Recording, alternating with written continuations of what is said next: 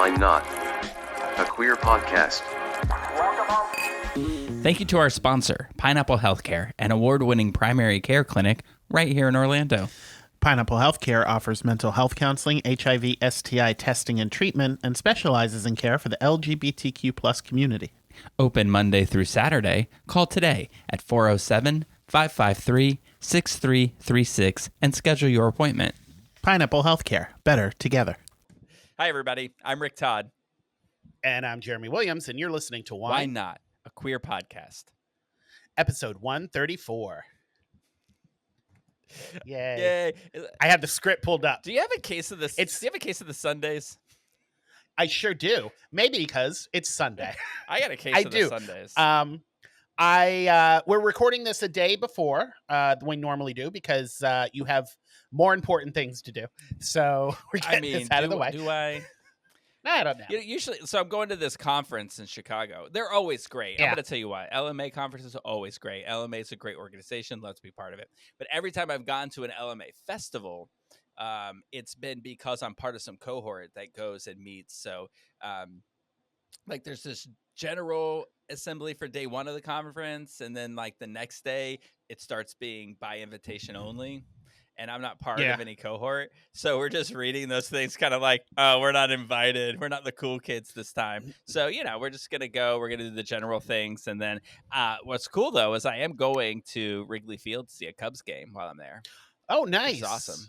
That's since being here, going to see a Yankees game is on my to-do list. It's so funny to me that I'm not even a big baseball person, but something about seeing a live Yankee game. It's funny that you haven't done that yet because it would have been like week one.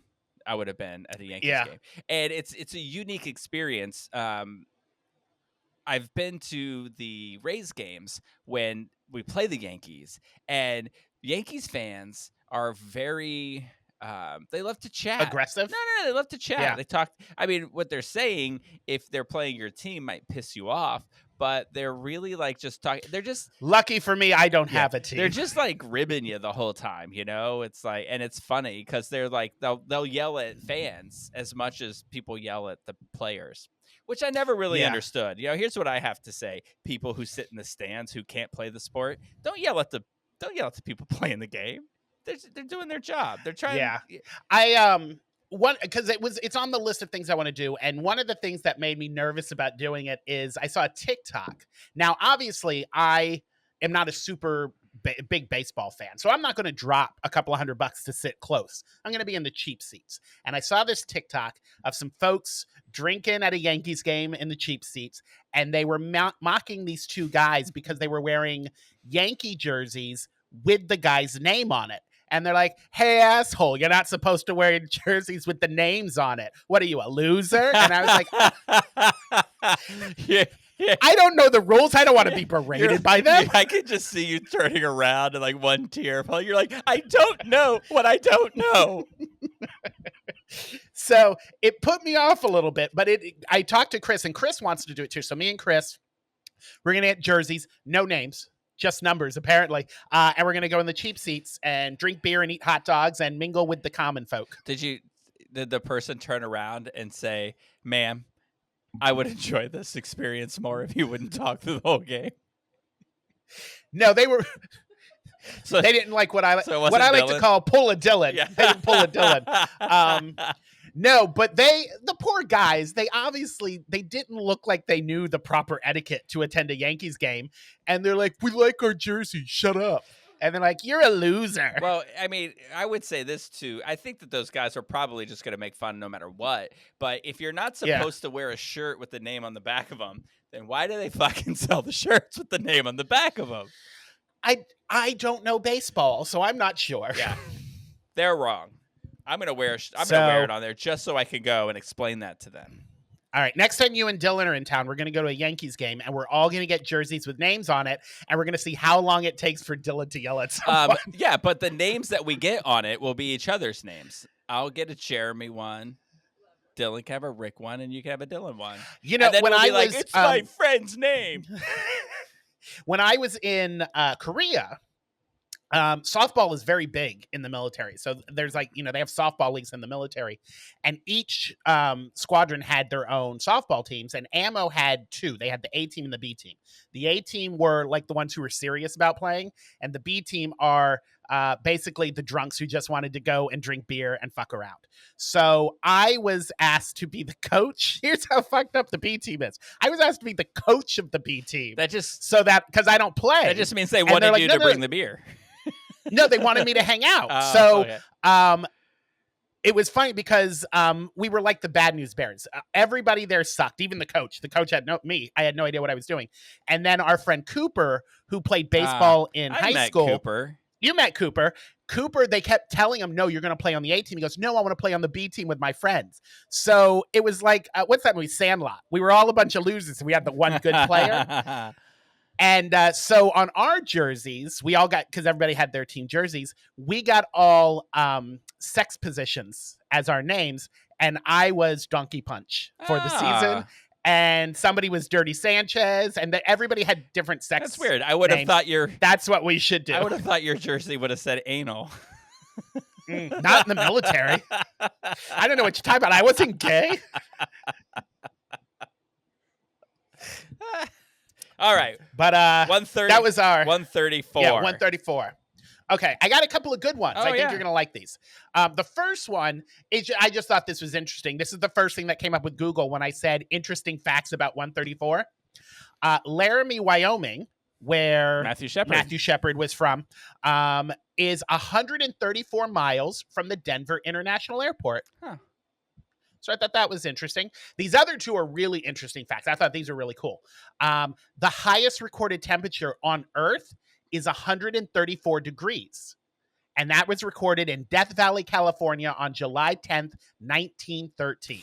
It is the hottest it has ever been on anywhere on Earth. I was surprised that wasn't at the Lake Fairview softball fields at 11 a.m. this morning. I hear it got up to 133, so you were 1 degree. And then my favorite one, well, of course, as we do every week, finish off on a Pokemon. But this one I think is going to be more interesting for everybody. I think they're going to like this one. The highest orgasm number recorded in medical literature is 134 orgasms in 1 hour. Is that a pig? It is a woman. Oh. That's very, very inappropriate of you to say. But no. Can you put lipstick on her? 134 orgasms in 1 hour by this woman. I thought this was because this was part of the little stat I was reading. By comparison, the record for number of orgasms by a male in 1 hour, 16. And that seems like a lot to me. That's a lot of work. Like, what's happening here? Are these bukkake videos? No, it's medical literature. This is for science. What? I think this is a medical science book. I think 8 in an hour. I think 2 in an hour. It's making you're lucky you're getting 1 in an hour. It's making me tired. Just thinking about it. You're lucky if you're getting 1 a week. Yeah. Most hours I just roll over and I was like, do what you want and leave me alone. I mean, after like 74, like you hit the 100 milestone, can you just be like, can we just stop?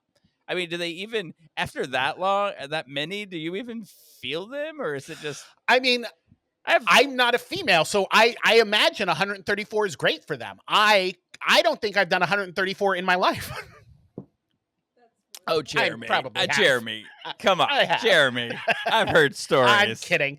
I used to be a whore. Of course I have. Every time I hear something like that, it reminds me of when Jen and I were at Hamburger Mary's when it was downtown here, and we were doing they do like the newlywed game thing. They were doing one with gay guys and their best friends, and so Jen and I were contestants on there. And when they asked, like, I left the room and they asked all the women, they were like, how many sexual partners has your gay had? And when they came back to me, I was like, I don't know, 25. And they showed Jen's answer, and Jen's answer was 150. And then I was like, what? And then she just started rattling off. Well, there was this night and there was this. And I was like, oh my God. Anyway. Yeah. That I used to question, drink a lot. that question reminds me of Mean Girls when they ask in the math trivia thing they're doing, and she's like, the limit does not exist. That's what I think of your number. Then I started. That's probably what Jen was then thinking. she was like talking about the times in New York, and I was like, oh, right. Yeah, it adds up. It does. Because I won't say who, and, I was talking with some friends, and we were kind of doing that comparison, like, what do you think your number is? And it's like, oh, well, I think most gay men go through their, for lack of a better term, their slut phase. And it adds up when you're going out every night and you're coming home with someone different every night for a couple of months. I mean, the numbers add up. I mean, I remember once I was in New York and I was in a cab coming home from, and I mean, these are not great stories about my life, but like I said, I used to drink a lot. And so let's say like there was incident number one that happened in like at a bar called The Hole. So what do you expect? Yeah. Or no, maybe that was the Cock. Anyway, I was in a cab on my way home, and don't you need both? And I got a text message from somebody. I just told the cab driver a new location, and I was like, oh, there we go. That was all before 11. Anyway, so where were we? 134. Not the number of people that orgasms. Oh yeah, that's crazy. And then my last one, Pokemon number 134 for Caitlin. Vaporeon, I think is how you say it. Vaporeon is the water evolution of Eevee, who, if you recall, was last week's Pokemon. It is identified by its long, rigid tail with a fin on it that people often mistake as a mermaid. He is not a mermaid. He is a Vaporeon. I looked this up because I was curious how long this was going to go on, this whole series. And currently there are 1,025 species of Pokemon. So we have at least now there's about 1,000 more to now go. There's two reasons now that we need to get to episode 1,000. Yeah. What's the name of that thing again? Vaporeon. Yeah, and you said Vaporeon. You know what? Because that's what it should. That reminds me of that thing about the name like Lemangelo. And it's like, your name's not Lemangelo, it's Lemoncello. Yeah. I used to work for a mail order pharmacy. I won't say the name of it because they fired me, so fuck them. But I worked for a mail order pharmacy, and my first couple of weeks there, you go through training, and then most of your day is spent refilling medications for people. And there was this medication, I want to say it was a water pill, but I'm not entirely sure. But it was butal-bitol. And I would be like, you're refilling your butal-bitol? Let me get that for you. And then after like a month, they didn't even tell me the first day. They waited for a month and they're like, can you say that medication? I said, butal-bitol. And they said, butabitol. And I said, oh yeah, that's how you say that shit. They waited a month, let me sound like a hick. Yeah. Let me get you your butal. Let me get your butal-bitol. Anyway, Vaporeon. And those are my 134. That sounds like some made up shit. Vaporeon. All right, here's what I got. Now, this is all comic book related. Are you ready for this? Detective Comics number 134 came out in 1948. It's a Batman issue where he faces off against minor Golden Age villains, often cited as part of the transition area before the Silver Age boom. That one's not as interesting as this one. The Amazing Spider-Man number 134 from 1974 is the first appearance of Tarantula, a reoccurring Marvel villain. X-Men volume 134 was the first issue where Jean Grey becomes the Dark Phoenix. Oh. I bet Ryan is listening right now because, of course, he listens to every episode. And he's like, I already knew that, Rick. Yeah, I knew that because I love Jean Grey. He's like, we did a story on it when we interviewed that guy who writes her Marvel. I love our Ryan voices. Yeah, I can't stay in a room with both you and Dylan. I'm in my own room. I'm going with Ryan. Yeah, I know. We're gonna make a clip of just this and give it just to Ryan. and tell them that we're putting it online. That's hilarious. No, we're going. Ryan's going to Chicago, and Dylan and I are going. And I told Ryan, I was like, "Listen, I'll take you to Chicago to this conference, but we the paper just can't afford for us to have separate rooms, so we're gonna have our own room." And then Dylan wanted to come, and so he's like, "I'm not staying in the room with both of you." And I was like, "Well," so Dylan and I are paying for our room, and Ryan will get the room for the conference. So it's all very good. nice. Very nice. Here's an interesting fact. I did find this one interesting. In a 2-pound bulk bag of Tootsie Roll sour fruit chews, there are 134 individually wrapped candies in it. Nice. I love those the Tootsie Roll fruit chews. I love those. Yeah. They're delicious. The vanilla ones, fantastic. Best Tootsie Roll there is. I think so. I think I like those too. All right, so here we go. I know you want to ditch this. I know you don't want to talk about this stuff anymore, but you're going to get these. You're going to get these. I'll stop with the movies and directors when you stop with the damn Pokemon. I have one job on this podcast. You ever see that Galaxy Quest? Yes, I love that movie. Love it. When Sigourney Weaver is like, computer, and then somebody asks the computer something, and she gets mad, and she's like, I have one job as communications director. I love Sigourney Weaver. The first time, I shouldn't admit these things in public because my mom probably listens from time to time. But anyway, I'm just going to say it. Your mom is Sigourney Weaver? I went to see this movie. The first time I saw it in a movie theater, I had these friends that like to drop acid and go do stuff. And she was like, who doesn't? She's like, let's drop acid and go see this movie. And all I will say is the experience of going to see that movie was quite something. I'll tell you all about it someday. Yeah. I never dropped acid, but I did have a roommate. This is when I was in college, and me and Marinella and Danny, not the Danny who works for Watermark, but the other Danny, we all lived in the same apartment, and it was my birthday, and we were all going to see that This Is the End with Seth Rogen and James Franco. And Danny, I'm sure he wouldn't mind me saying this, total pothead. And he said, you know what I want for your birthday? I want you to get really high with me, and then we go to the movies. And Marinella, who you've met Marinella, she's very straight-laced. She's very, proper. And she's like, I don't like this. So we went to the movie. This was at Point Orlando, down on I Drive. And we went behind the theater, and me and Danny smoked a joint and then went and saw the movie. Funniest damn movie I've ever seen in my life. And I'm not sure to this day if it's because of the joint or because it was actually funny, but it was the most hilarious time at a movie I've ever had. Yeah, I'm going to tell you like how crazy this is. Cause we thought we had like an hour window, right? So our plan was to first go to lunch and then go to the movie. So we went to Olive Garden. And it started to hit us while we were ordering our food. So for some reason, we started ordering a bunch of food, and then it was full on by the time the food got there. So they came and they put all the food on the table, and we just looked at them and said, "Can we get this to go, please?" Because we were just not going to eat. And then we go and get turned around and because we were going to Universal to see it. And we got turned around. We somehow ended up employee parking, and some like employee or security was like waving us over to like find out why we were there. And we were yelling at each other in the car as to who had to talk to security before they came up. It was crazy. And then when we go there, and I'm like, for some reason, a Slurpee sounded delicious.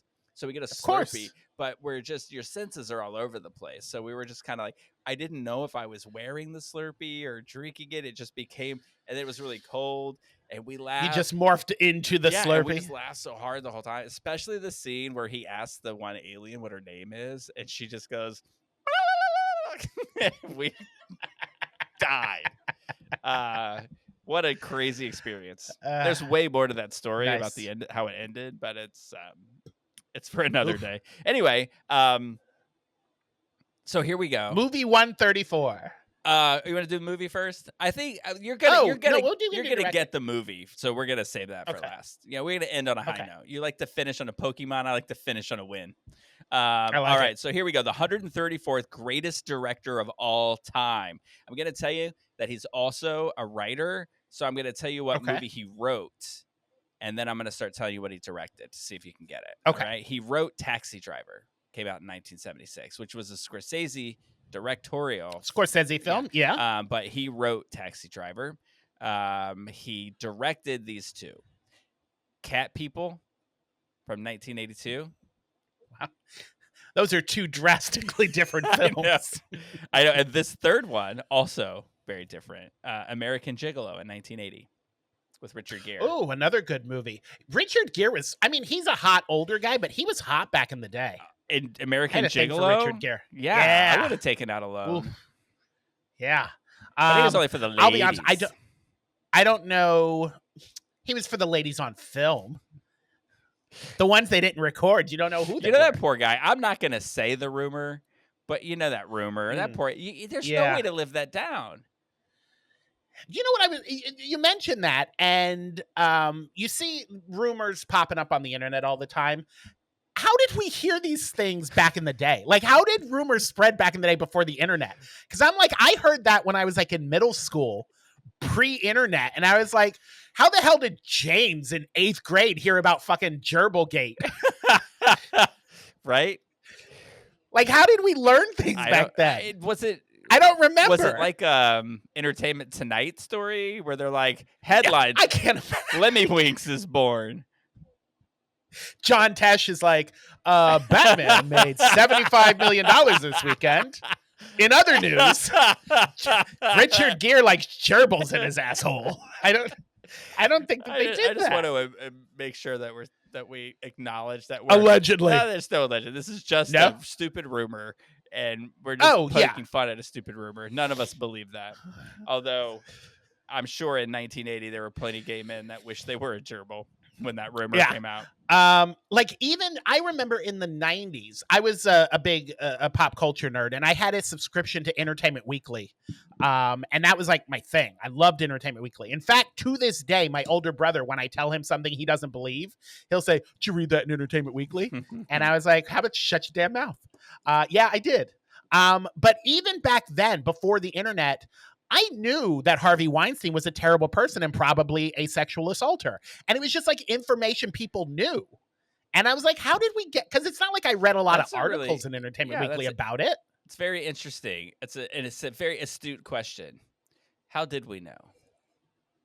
I don't know. The internet has been so ingrained in our lives, I can't remember how we learned things back then. Books? I guess. I don't know. Anyway, was that under the W movie in the Britannica Encyclopedia? Was it Weinstein? It was the Who's. You remember the Who's book? It was the Who's Who of sexual assaulters. W is all Weinstein. That's funny. I would say allegedly, but it was found that he is a sexual assaulter. So I will, to the day I die, I will call him a rapist. Anyway, 134th best film. Paul Schrader. That's who that was. The director. What? Cat People, American Gigolo. We never actually said his name. Paul Schrader. We didn't, did we? All right, so here we go. 134th greatest movie of all time. Okay. You're gonna get this. Your first clue is I hate this film and every film that this person does. It's 2001 film, directed by Wes Anderson. I hate all Wes Anderson movies. That's what I said. So 2001, I think that was Royal Tenenbaums. Yes. Yeah. Wes Anderson is one of those directors that I see, and I was like, I don't understand why people love what he does. Even his best movie, which is probably The Grand Budapest Hotel, isn't even that good. Does he have another one? I don't understand the love. He's always got a movie coming out. Oh, no, he has one. It just was released. It's on either Peacock or Paramount. I can't remember what studio put it out, but it's now on, because nobody goes and sees those damn movies in theaters. It's now streaming. So maybe we'll watch it this week, see if there's any gay to it. Yeah. No. Please don't want to watch a Wes Anderson I was like, please film. don't. I'll give you a horror movie before I'll give you a Wes Anderson film. Sweet. We'll go Clive Anderson. I have this one movie. Is that his name, Clive Anderson? Speaking of horror who's the guy that Clive Barker? Clive Barker. No, is that the one that did all the horror, the Nightmare on Elm Streets? Wasn't? Oh no, that's Wes Craven. Wes Craven. Never mind. Yeah, Clive Barker Anderson. did the Hellraiser. That's where I was going with that. Speaking of horror movies, the Final Destination Bloodlines was released on HBO Max, and I didn't get to see that in theaters, so I watched it this past week. It looks good. So good. It doesn't look horror movie-ish. It just looks good. It's Yeah, it's like slashery body horror type Mm. stuff, but it is so good. That whole like You should check it out. chain of events with like the glass getting into the ice and then that like Yeah. the chain of I kind of like that kind of thing. Oh yeah, you'll like this movie. That it was really good. I dug it. All right, cool. Well, how was your week? I know how it started. My week was I have here week started with Rick and Dylan because as soon as we filmed the podcast, we went to I think was one of the main reasons you really wanted to come to New York. Although I'm sure you wanted to see me. But the real reason it was the excuse was that we came was for this. So they do, and I've talked about it a couple of times. They do this Broadway on the Boardwalk series, although Anthony Rapp called it Broadway on the Bay in the Bay or something. And I was like, he thought he was in San Francisco. You thought you were somewhere else there, Anthony. So Adam Pascal and Anthony Rapp from Rent were wrapping up the Broadway on the Boardwalk series. So you guys came down. Initially we went there because I hadn't been to any of the concerts and you hadn't been to any of the concerts, so we didn't know what the setup was like. But it was a free concert in the park. People bring blankets and picnic baskets and all sorts of stuff. So you and Dylan staked claim to a patch of grass while I ran back to the apartment, got some blankets, and then stopped in the bodega. And they didn't have charcuterie boards. And God bless him. I love the guy who runs the bodega here on the corner. But he didn't know what a charcuterie board was. So he's like, we have fruit over there in the cooler. And I was like, cool. Yeah. So I got us some strawberries and blueberries, some Slim Jims, and some black and white cookies. Oddly, charcuterie is the preferred food of the fruit. Yes. So pulled that together and ran. We laid our blankets down. The sun was shining in our eyes, but it was setting over the Hudson. It's such a beautiful, it was really pretty kind of scene just to kind of chill out on a blanket in a park and listen to some people sing. And they come out, and obviously they're two Broadway veterans, been doing this. They've known each other for 30 years. They've been on Broadway for decades. So you had in your head kind of a makeshift playlist that you were hoping to hear. Yes, I specifically did. Yes, and you before the concert you were like, I want to hear this, and this. And so they open the concert and they open it with a Sheryl Crow song, which did not excite you, but got me super excited for this concert because I'm a huge Sheryl Crow fan. As soon as I heard the band start, I was like, I like Dylan, and I'm like, I'm not going to hear Aida. Because it started, and I was like, this sounds oddly familiar. And they sang Every Day is a Winding Road. If it makes you happy. I was like, that's right, if it makes you happy. And I was like, this is Sheryl Crow. And I looked over at Rick with this big smile on my face, and he looks so disappointed. You were like, is this Sheryl Crow? And I went, I was like, it's Sheryl Crow. I was like, yes. And you were like, yeah. But they did get into some Broadway. They sang a lot of Rent stuff. Yeah. But the kind of the layout, and they said, because they did a little talking between the songs, is this was not only works that they had done on stage, but this was also songs that meant something to them when they first met in the 90s. Yeah. So there was a lot of 90s stuff. But it was a great concert. They do, like I said, they do a whole series. My intention, if I'm still in this apartment come next summer, or at least in the area, I'm going to go see the whole series. I love that you just said that, because what he's saying there, Caitlin, is Jeremy won't travel 5 blocks from his apartment. No, so I have realized, and I did not want to be this kind of New Yorker, but I am not leaving my neighborhood unless it's something really fucking good, or it's a doctor's appointment. Or Dylan and I broke you of that habit. Or we made you go if everywhere. You drag me to places. But I am definitely a in my neighborhood kind of gay. He's 2 blocks from this place. Literally.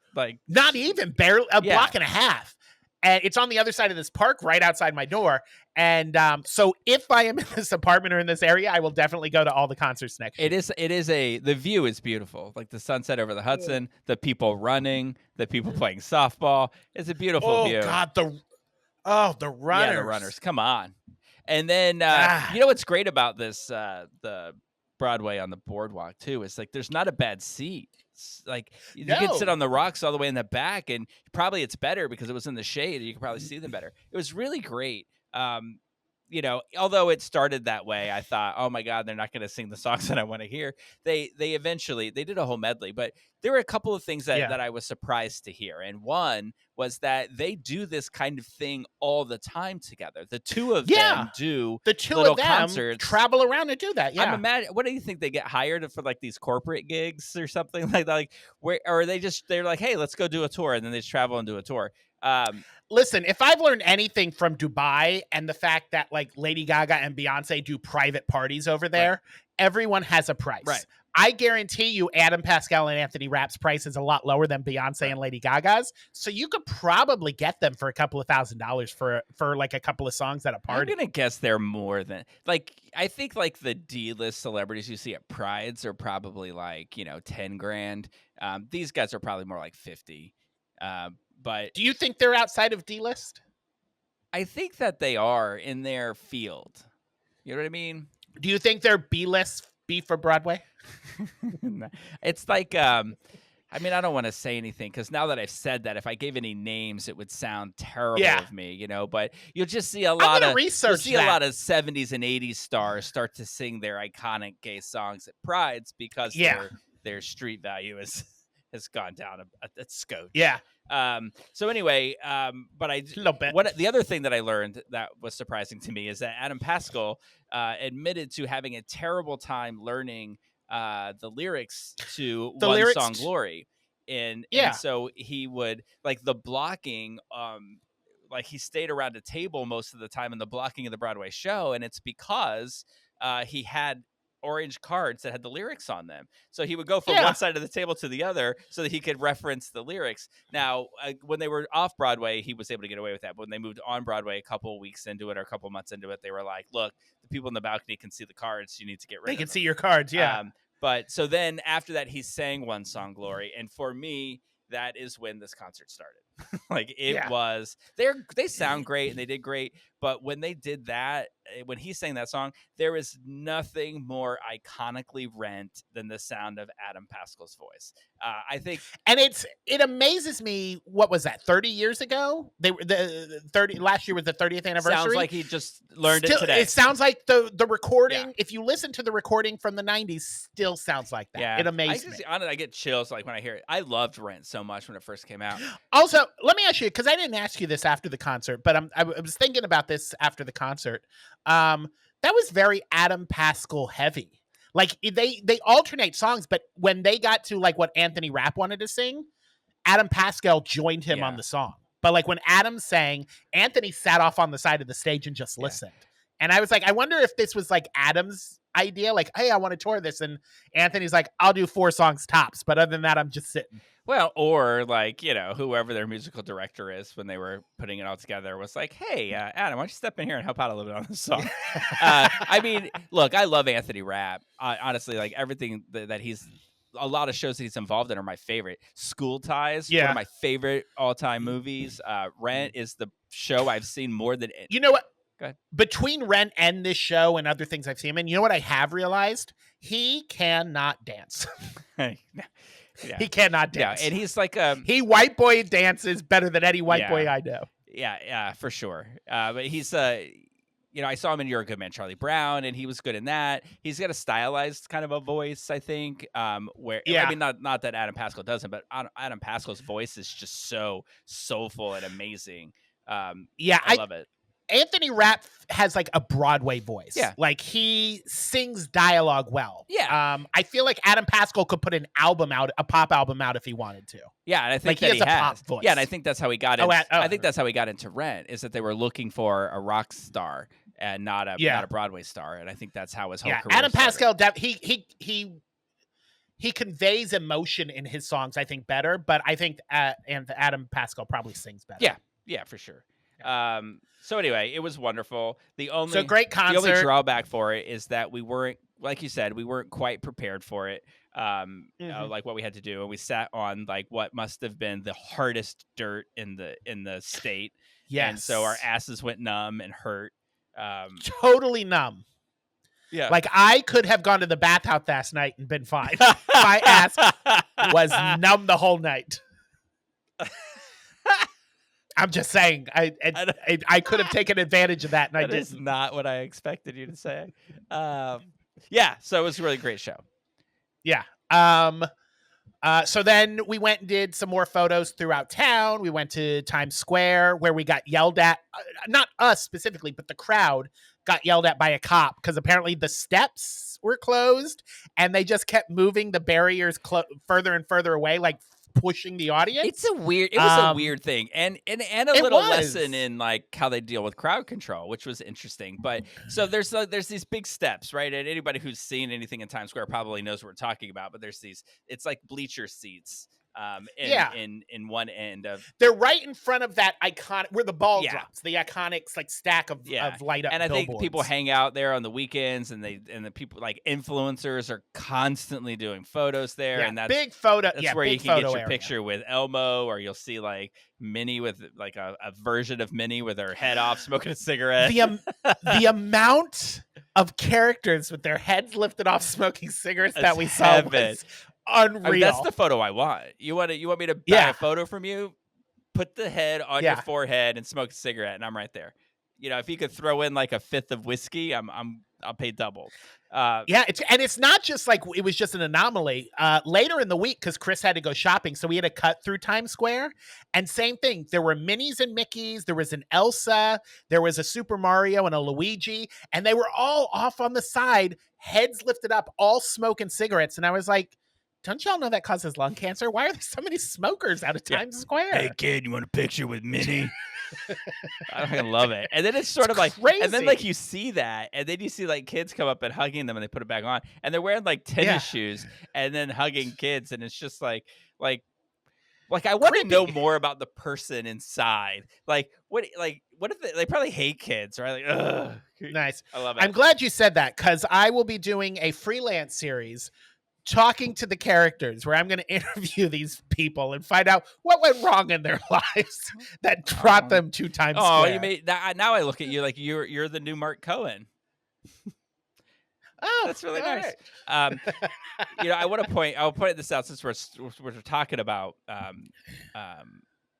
Monday. There was a thing that you were telling Dylan and I when we were there, and that there's an influencer. Like, you hate to walk around the city so much because there's an influencer who follows people, and his whole TikTok is like rating people and how they walk. Rating how they're walking, whether they walk fast enough, whether they get out of the way. And it's not like he records them and then does a voiceover. He like comments on their walking in real time. So I could probably hear and it. I have become paranoid, particularly when I walk around touristy areas, that I am the model walker for New York. I walk with a purpose. I always walk to the right. I can't stand people. We're not England. Don't walk on the left side. You're in America. Walk on the right side, walk with a purpose, and don't walk double wide. Triple wide is even worse. He won't give you more than a 2 rating, 2 out of 10, if you're walking triple wide. So line up and walk with a purpose, because he's out there, and it terrifies me that I'll pop up on one of his fucking TikToks. So with that in mind, and keeping in mind your stories about the vagina lady and all this stuff. So I lived in New York for 3 years, and I never saw anyone's vagina, right? I never saw. Sure. So I'm like, what the hell is happening? Well, not you're a gold star New York gay. Like, what is happening to you that this is your life? So we're leaving. Yes, but BUTT. We're leaving you after the show, before we were taking photos or something. I'm trying to think of what it was. There was a point when No, I think it's when we left for the photo, because we did the photos and then we did our goodbye, which was our traditional bow, because we don't hug. No, it must have been. We're not those what it gays. Was? I think it's when we did our photos on Sunday and we parted ways that we saw this first one.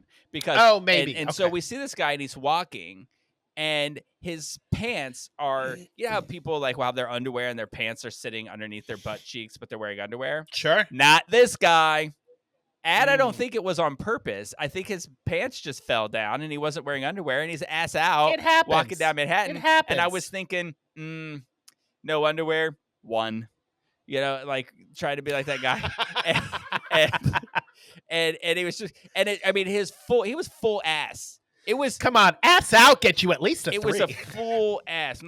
Come on now. If we're talking Tom Holland was walking around ass out, that's a 20. Oh. But we're not talking Tom Holland. We're talking like Timu Hurley from Lost.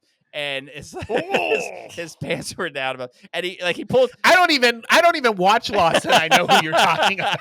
He pulled his pants up halfway, and then they just fell right back down. I did snap a photo. I have to say, I snapped a photo and I sent it. You did send it me to Jeremy a photo because I was like, look, I've seen. Okay, this is not what I thought you were talking about. Oh no, I'm getting to that. So so that was one incident, and that's why I thought this was after our photo shoot. After. So we had the photo shoot. We went to we grabbed a bite to eat somewhere. Oh, we went to Mom's again. I like that place. Oh, dance clubby inside, great appetizer place. Yeah, really good. Like the food is it's not healthy, but it's yummy. And they were nice. People there are nice. It's definitely after bar food. And it's just like you go to a bar in the club and then you go there and get all your greasy in. And it's like it's definitely a gay place. And then there was a guy there with his kid that was probably 5 or 6, and it was like probably 10:30, 11 at night, and there were parents coming in with their kids, and I was like, New York, right? Yeah, and I just thought, fuck early days, fuck Florida. You know what I mean? Like I was just kind of Florida sucks. Anyway, not to those of you doing the good work out there. Keep it up. But the people who are winning are the ones that suck. You can't say fuck Florida. You're there. I will say fuck Florida. Come on. Well, no, I mean when I say it, it sounds like but when you say it, you just sound like a dick. I'm just kidding. I do. I'm sorry, Florida. Oh, look at me. I got that's my Jeremy impression. I'm sorry, Florida, that you suck. No, I'm just kidding. So we're leaving the photo shoot. And Dylan and I are walking back to the hotel, and I see somebody who looks like there's one particular part of their body that's just moving very rapidly, and their back's to me, so I can't tell. Now, they're either spreading grass seed into a little thing, or they're spanking it like there's no tomorrow. So as we get closer, I'm like, I think it's the latter. I think so. There's this dude. And he's got his... He's spreading his seed already.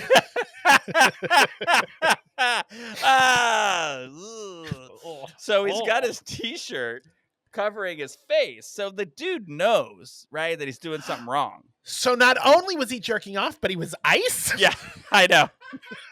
I think he was marking. I don't like it. He was marking the undocumented. I don't like it.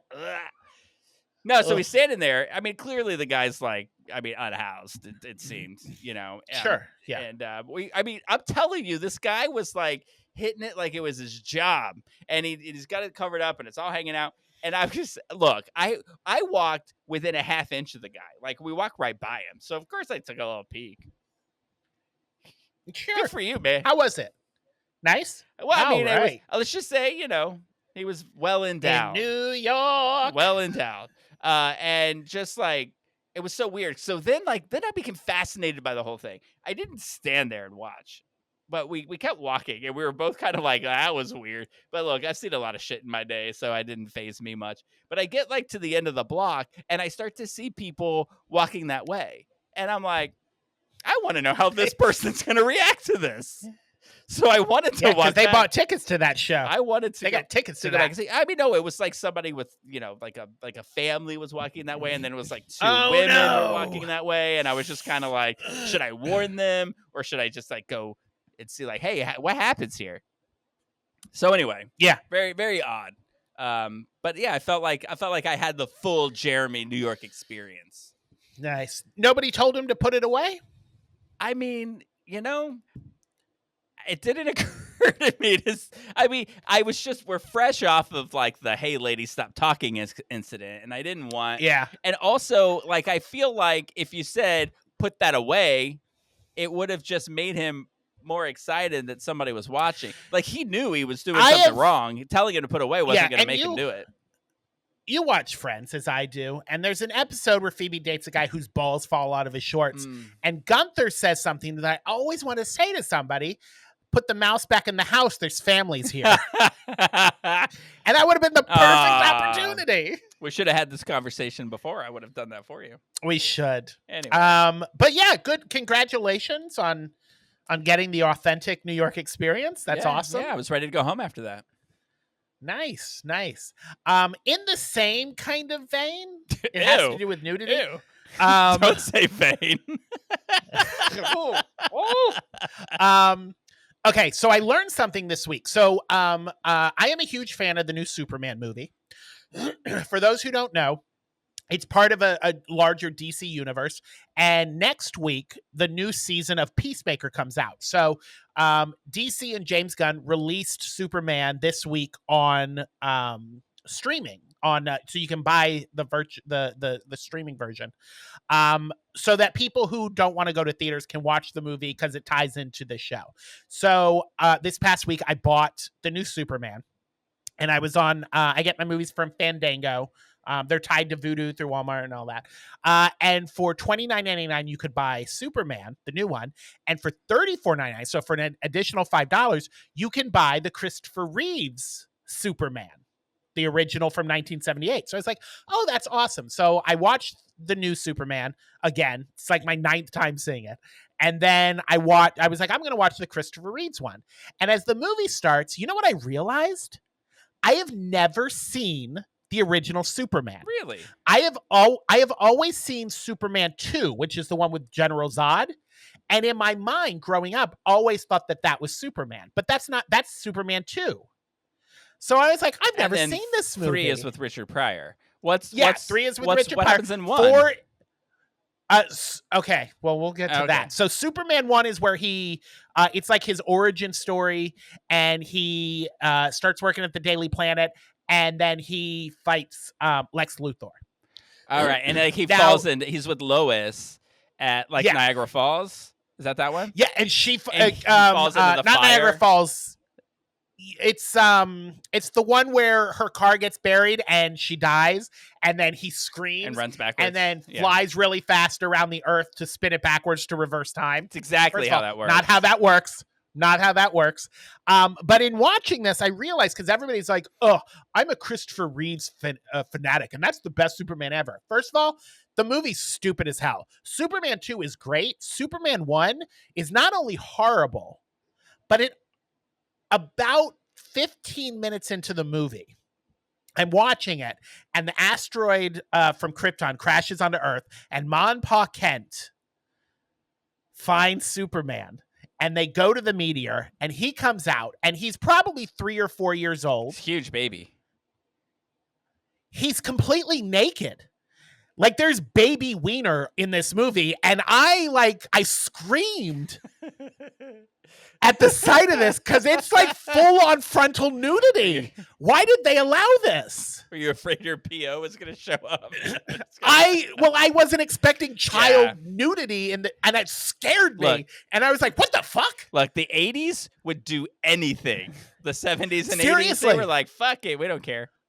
I was like, how is this allowed? This is I had to fast forward. I was like, I can't watch this. You know what it reminds me this of? Is inappropriate. Just real quick, is Teen Wolf was on TV the other day, and I watched it because I wanted to hear him scream that Michael J. Fox say fag. Yeah. I'm not a fag. Yeah, I don't know where point it came. Michael J. I think they edited it out because it didn't play. No. I watched the whole movie. I didn't hear it.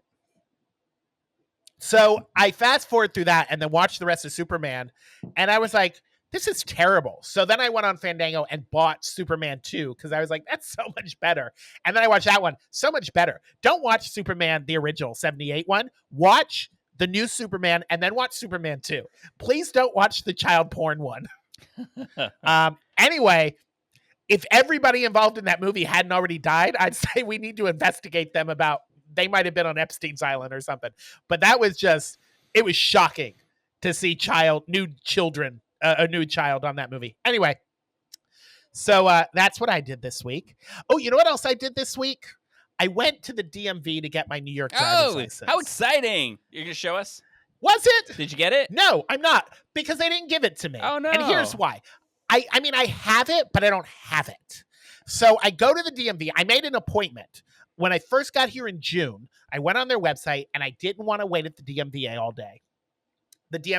So I made an appointment Because, and I will say this for Florida, when you make an appointment at the DMV in Florida and you go right in, you do your stuff, you get your ID, and you leave. I still sat there for almost 4 hours with an appointment. I had to go in, I had to fill out an application, I had to sit around. You know when you watch like a 90s cop drama like NYPD Blue or something, and they have those scenes where the camera is going through the whole precinct and there's like everybody so busy, and it's like, you know, they're just cutting from character to character to show you how chaotic NYPD is? That's how the DMV was. It was like people were just moving around everywhere. And it's like, all right, you need to be in this line over here. You need to do this. You need to stand here. We're going to call the numbers that start with WR0 over here, but you have an LE1, so you need to go stand over there. And it's just complete and utter chaos. I made an appointment, still waited 4 hours, took my photo, waited some more, turned in my application, waited some more, finally got up to this place, and he's putting all the information in, and he says, on your application, you said you're a veteran. I was like, yeah. And he goes, do you have proof? So I handed him my VA ID card, because we get an ID card at the VA. He goes, no, that doesn't do it. You need to give me your DD Form 214, which is the form you get when you leave the military saying you were in the military. And I said, well, I didn't know I needed a copy of that. He goes, all right, well, you can't have veteran on your ID then. And I was like, whatever, that's fine. I don't care. So he does all the things, and he goes, all right, hold on 1 second. And then he hands me this paper, and I sign it. And then he takes the paper, and then he hands me this little square piece of paper that has a receipt, a barcode, and then all my information on it. And he goes, there's your temporary ID. We'll mail yours in 3 to 4 weeks. 3 to 4 weeks? Like in Florida, you go in, you do your paperwork, and then they print your ID and give it to you. Why do I have to wait 3 to 4 weeks? Well, that's because you have all those liberals running New York City.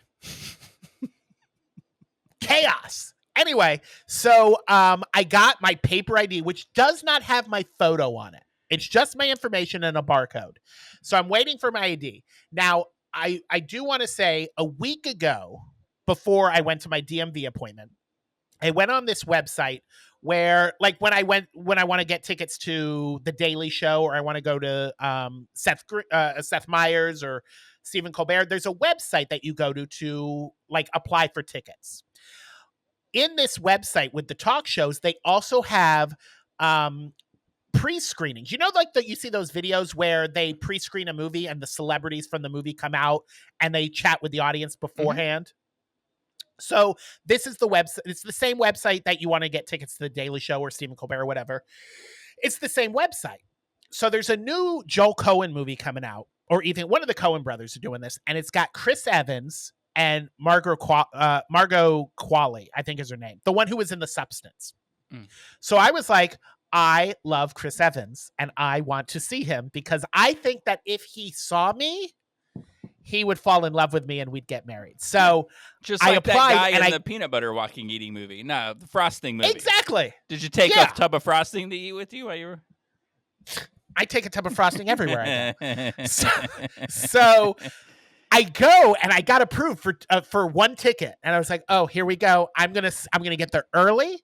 I'm gonna sit in the front row. I'm gonna make eyes with Chris Evans. He's gonna say, 'I'm in love with you, sir,' and we're gonna have babies. I don't know how, but we're gonna have babies." So I get there, and they're like, "This is an R-rated movie." Now look at me. Do I look 16? No. So they ask for ID, and I say, all I have is a temporary ID, and I hand it to them, and they look at it, and it doesn't have a picture on it. So I hand them my VA ID, which has a picture on it. And they say, this has a picture on it, but it doesn't have your date of birth. And I said, well, if you compare the two, right? One has one has the other. And they said, it doesn't work that way. You can't come in. I had my husband ripped from me because New York can't give me my fucking ID on the day I went to my appointment. So I didn't get to see the movie, and I didn't get to meet Chris Evans. They took your Florida ID? They did. Yeah, they confiscated it. What? They said, sir, we don't accept Floridians in our liberal state. We're going to have to take this. Yeah, I don't have my Florida ID anymore. I have my temporary New York ID, and I have my VA ID. And I have to wait 3 to 4 weeks before I can meet Chris Evans, apparently. Oh, my gosh. Don't try to buy a lottery ticket. Okay, first of I all, already too, did. like I don't know how somebody's This gonna face, look they at didn't you. ID.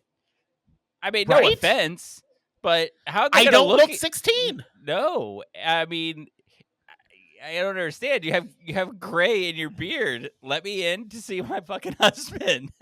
Now, I'm not going to tell you where I bought them because I'm not going to get them in trouble because he didn't ID me. But I did buy lottery tickets this past weekend, and he didn't ID me because of this face. Wow, that's shocking. I mean, you would think Yeah. that's like, I mean, come on. In a place like that where they're like, where it's like, hey, we're not going to arrest people for low level crimes, like, but you're going to stop a 45-year-old man from going to see an R-rated movie? Come on. Oh, I'm 46, but thank you for thinking I look 45. You don't look a day over 45. Oh, thank you. So I didn't get to meet Chris Evans, but I do have this website in my favorites. And once I get my authentic New York ID, I am going on there and I'm applying to get tickets to everything. I want you to be like Rachel Green when you have it, and I hope the same person's working there, and you run up like, ha ha ha ha, I have it, I told you I have it in your face, and then be like, oh, you're a different person. I'm shocked by that. But anyway, me too. I was so annoyed because, as we mentioned earlier in this podcast, this was not in my neighborhood. I had to take a train to Lower Manhattan, and I was so pissed. Lower Manhattan, where the poor people live. Where the subways flood. Oh, you know how much it takes for me to go to an area where the subways flood? Anyway, what else did I do this week? Because of you did a nice introduction. I met with Matt, who is the editor-in-chief at Gay City News. Isn't he nice? Such a nice guy. He's a handsome fella, too. I don't know if he listens to this. I was just going to say, I don't know if he listens to this, but he's very attractive. Yeah. He's married. Oh, congratulations. Whatever. It wasn't a date, so it's not like I was well, it wasn't now. No, but I will say it was really nice kind of talking shop with someone who was on the same level I was. So most times I talk to journalists. Caitlin, if you're listening, he not like the people beneath him like us, but no, it was nice to talk to somebody on his level. No, I hope Ryan stayed to listen after the making fun of him at the beginning. Someone who was in my position. So obviously at Watermark, we're an activist newspaper. And we've had this conversation before where we're in that gray area where journalists don't see us as journalists. They see us as activists. Right. And activists don't see us as activists. They see us as journalists. So we're like Rodney Dangerfield. We get no respect. Yeah. And the only people who get where we're coming from are people in the same realm. So Matt is the editor-in-chief of an activism newspaper, which is what I was. And what differed from it, I love Ryan to death, and I have a lot of respect for him and our conversations we had. But Ryan is an activist first. And Billy was this way when Billy was the editor. They lead with their activism. And maybe it's because when I was on the school paper, when I went to school, it was ingrained in me. It doesn't matter what paper you work at. Journalism is first. The facts are first. It doesn't matter what you're an activist for. Journalism is first. And Matt is very much that. He leads with journalism. And so the conversation was just very smooth and very fluid with us. And we talked about a lot of stuff of projects we had worked on and things we wanted to see in journalism. And he's just such a great guy. Now, what I will say, when we were going back and forth trying to schedule this meeting, is he was like, what area of town are you in? And I was like, I'm in Hell's Kitchen. And he said, let's meet in the Village there's a place called Joe's Coffee. Now, as we, again, have reiterated in this conversation, I don't leave my neighborhood. So I am used to a New York City that embraces the grid system. Now, when you get into the Village or you get into the financial district, they don't give a fuck about the grid system. It's not a grid system down there. It's more like Orlando, where all the roads run in circles and they all intersect at various points. And they have points. Names, not numbers. Yeah. So I get off the subway. And I guess it's because of the tall buildings, Google Map can't pinpoint where you are. It's just like you're in this general vicinity. Yeah. So we were supposed to meet at 11, and at 11:20, I text him and I said, "I'm lost in the village and I don't know where I am." So I said, he goes, "I am just hanging here having a cup of coffee. Get your bearings." He goes, "I will be here whenever you get here." I eventually got there 30 minutes after the time we were supposed to meet. So I was like, it's not an official job interview, but we were talking freelance opportunities. So I was like, this is terrible on my part. I look so unprepared. Like, I don't know where the hell I'm going in New York, which I don't. But I eventually find Joe's Coffee, and I go in there, and we just had the best conversation. I was there for probably an hour, hour and a half. And he's just such a great guy. We're going to collaborate on a couple of things. He has this idea for a series where he does profiles or has profiles on various LGBT owned businesses. And I was like, that's kind of like, a lot of like those personal stories of LGBT business owners. We've done that at Watermark. I said I would love to carry that over to Gay City News. So I think there's a couple of places that we might be able to collaborate, and I can get some freelance out of it. But he's super nice guy. Yeah, he's really nice. I realized, because I was like, I wanted to say, couldn't we have met somewhere in the middle? And then I realized he lives in Brooklyn. Yeah. So the village was the midpoint for him. Yeah, I think we did. I think their offices are in Brooklyn. I will say this about the map situation. It is legit real. And for those who don't live in a city that has tall skyscrapers, it sucks when you visit there and you don't know where you're going. So what you have to do, I learned this in Chicago. They actually told us the first time I went to Chicago for a conference, they said, when you pull it up on your phone and you get the directions, screenshot the directions and then go, because inevitably your system's going to get all out of whack, and it will have you. Yeah, you'll just see like the map just starts turning in circles because it just has you. Yeah. Same with New York. It literally has you walking in circles, and I was like, that's a good idea. I'm going to do that. Mm-hmm. And then what else did I do this week? Oh, you know what I started doing this week? What'd you have for Chris dinner? Works. Just kidding. No, one last thing. Chris, obviously, he works overnights, so I found myself getting locked into these, like, I'm in the apartment and I'm still looking for a job and everything's done online. So you don't like go business to business. So I'm finding myself just in the apartment all day. So I've decided when Chris goes to work, I walk him to work, and then I go out and walk around New York City and figure out new things. So I started walking him to work this week. So earlier this week, we were walking downstairs, and you've been to my apartment. When you come up that first set of stairs, and there's like this little alcove on the second floor with a mirror, and people just kind of put junk there that they're getting rid of, like, for free. And it's like, hey, if anybody wants this, you can have it. So we were going down. I was walking him to work, and we get down to the second floor, and there's a box there with a note on it. And it's a box. It's one of those mops with the mop head where you put it in the bucket and it spins the mop head. Got it. I have always wanted one of these. And it has a sign on it that says, free mop. Amazon sent me 2. Whoever wants this one can have it. So Chris is like, I'm running late for work. I was like, go on to work. I can't miss this opportunity. So I took the mop bucket and I ran back upstairs and put it in the apartment. And I got myself a free mop. And I realized I've become one of those old people who is excited by like mops and air fryers and shit. And I'm fine with it. But I didn't realize I had reached that point in my life. But I was so excited. I am so excited to clean the apartment today because I get to use my new mop bucket. It's interesting that you say that, because I was thinking about this on the way here. And I was like, do I talk about this on the podcast or do I not? I don't know. So I'll bring it up. I hit an age milestone, or what I would consider an age milestone. And it made me think about the age milestones along the way. And so you said, like, oh, I get excited by this. That's an age milestone. I found that I have a gray nipple hair. And I just noticed it yesterday. And I was like, it's gone to my nipples now. So I was like, that's an age milestone. The first one, I will say, this is the first age milestone.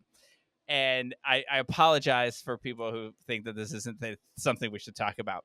But and the key word here is not on purpose, right? So not on purpose. And I remember distinctly, I was like 30, I was at Epcot. I went to see a concert, and after the concert, I was like, I gotta go pee. So I was peeing at the urinal, and I farted at the urinal, and I thought, oh no, like I couldn't stop it. It was, I didn't really know it was coming. It was real fast, and I thought, oh shit, like, well, not oh shit, but like, oh, uh-oh. Well, I mean, again, we're at that age Yeah. where you're not sure if it is a fart Yeah, or not. I mean, now, I mean, from that moment, it's like basically, you know, I'm going to the urinal, gonna fart when I go to the bathroom. It's just what happens when you reach a certain age. Anyway, Yeah, I mean, you know, it's like getting your it's first gray hair on your nipple. You know, yeah. Same thing. I mean, I don't know if it's a Williams thing, but you know how Robin Williams was just like super fucking hairy? I am the same way. So I have had gray chest hairs around the nipples and other places since I was like 30. And I mean, I don't know if you can see. I mean, you can see. It's just like a rug. Oh my god. But know, half of it is gray. I know you've been in New York for a couple of months now, but please keep your clothes on. Just kidding. I mean, I could have lifted up this way and shown my nipples. I thought I was being polite just doing this. Hey, that's fine. But yeah, great. It's a tits out podcast today. The gray everywhere just is. It really breaks you down. I remember when I got the first one. You know, let's just say below the belt. Sure, and I was like, oh, this is great. So now, like, those things are like, I keep those smooth because I don't want to see them. I don't want to see them. So 100%, I do it all. Yeah. I was gonna ask you this, but apparently I know the answer now. Caitlin just covered her ears. I was like, sorry, we'll have an HR meeting afterwards. When you reach that point, and apparently you haven't, but when you reach that point where, because when I was younger, particularly when I had a nice body, when I was in Korea, I would go get things waxed and I would keep things trimmed. After a certain age, you're like, fuck it. Let's see how wild it gets. And you just let it grow. Oh, I'm at that point in my life now. I mean, there was a point in my life when I was drinking all the time and I didn't have a care in the world where, like, I remember I invited people over to the house afterwards and we all went skinny dipping and I took my clothes off and somebody went, oh shit, because they were like, dude, you can trim it even though you're not with somebody. Like, you know, keep it up to date. I will say, during your drinking days, when I was your wingman, we'll call me, and then we would eventually end up at your house, sometimes with a group of guys, and you all would go skinny dipping. I never went skinny dipping with you because there was always that, well, at the end of the day, he's still my boss. And getting naked in the pool seems very uncomfortable to me. So I would sit outside the pool and basically just hang out while you all skinny dipped. Well, you were the smart one. Look, you got 5 drunk people in a pool. Count how many times people get out of the pool to go to the bathroom. Not very many. Yeah. So I will say, and there were other members of Watermark's staff who would go to these late night pool parties who also partook in the skinny dipping. And I'll just say that there's a number of coworkers I have seen naked that I probably shouldn't have seen naked. There's a person that used to work on staff, and I won't tell you who, but I'll just say one time she came over after, and it was just the two of us. Oh, it was just the two of us skinny dipping, and we were hanging out, having a good time. All right. Anyway, I just felt very uncomfortable. And I wanted to share that with our audience. No. Yeah. Can I expect a lawsuit now? Is this? No. But there was a particular person on staff who I was like, I saw naked for the first time, and I was like, oh. I know exactly who you mean, and we don't need to talk about it. So anyway, good times back then. Yeah. It was an interesting time back then, and it was, I feel like it bonded us. Yeah, and that person you're talking about is listening right now. Hey, Jen. Good times. But I mean, other than that, how was your week? We're an hour and 8 minutes in. You know what? There's something I want to do on this episode, so I'm gonna just kind of run through it real quick. Other than like that thing, my week was fine. We watched Wednesday. Have you been watching that? No, but I want to. I want to start watching that. I usually when we've talked about streaming services, I kind of go on and off on streaming services because I don't have a job, so I can't afford them all. But we have Verizon internet here, and I don't know if you have Verizon or what your phone situation is. But with Verizon, they offer you deals on streaming service, and you can get the ad supported one, but you can get Netflix and HBO Max combined for $8.88 a month, and then you can get Disney and Hulu combined for $8.88 a month. So I finally have all the streaming services because they're dirt cheap through Verizon. Because I was paying like $80, so I had to alternate. But I say that saying Wednesday is on my list now because I have Verizon or Netflix. I just want to tell you who you're starting to sound like. Have you ever seen Look Who's Talking To? Yeah. You know that scene where like Kirstie Alley is with John Travolta, right? And she's going off in this mindset of because he's always talking about bargains, and he's like dumpster diving and coming home with food, and he's like, "This is great food. It was free. I put it." That's what you're starting to dented sound cans. Like. You know what? To this day, because of that movie, when I'm at the grocery store and I see a dented can, I ask if there's a discount. I love it. Anyway, so we watched Wednesday. Jen and Dylan are fans of the show, and they wanted to watch it. Yeah. And I was like, eh. And then I saw the thumbnail on Netflix, and it's like got the guy from the first season who was the bad guy. And he's in chains. I haven't seen the first. You haven't? Oh. I haven't even seen the first season, there's no. just this guy with his shirt off, and he's got chains around him, and he's just ripped. Ooh. And I was like, okay, we'll watch it. All right. And then there's a point where that's moving to the top of my list now. I mean, I don't want to give out any spoilers, but it's in the first 4 episodes, so I don't think it's that big of a spoiler. But there is a point at which this person gets freed from the chains, and I went, "Oh, he's out of the hospital. Does that mean they're gonna make him wear clothes now?" Ugh. But very pretty to watch. Anyway, so that's really what nice. I did is I watched that. But my family's starting to do this thing. Where they want to have like a Sunday lunch or Sunday dinner every month. Oh, and nice! I'm like, oh, yay! Like the Italians do their Sunday sauce day, or the Brits do their Sunday roast. But here's the thing, right? In the house, I mean, I love them; they're my family. But come on, y'all don't communicate very well. So they're all in this house together. And so they're like, oh, let's do that. Are you in for it? And I was like, yeah, but my schedule's really busy and I travel a lot. I was like, for example, this Sunday, like I have softball practice and then I have. And then we're doing this. Yeah, I was like, I have softball practice today's Sunday. Yeah, today's Sunday, and I have to record the podcast, and I just don't know that I could pull together anything to come to be part of that. Plus, I got to pack for Chicago, which I fly out the next day, and they're like, oh, okay. And then I said, and then like in September, it depends. I'm doing a conference and I'm speaking at something on the 6th, so then I'm sure I'm back by the 7th, but still, I'm just gonna come back and I have softball. You're speaking at a conference? Yeah, in Atlanta on the 6th about state of September 6th. Oh, yeah. You giving like a speech? Maybe I'll fly in. It was really nice. I'm not working. It was really nice to be asked, and then I realized that the other people who would probably normally do it are all at a conference in St. Louis.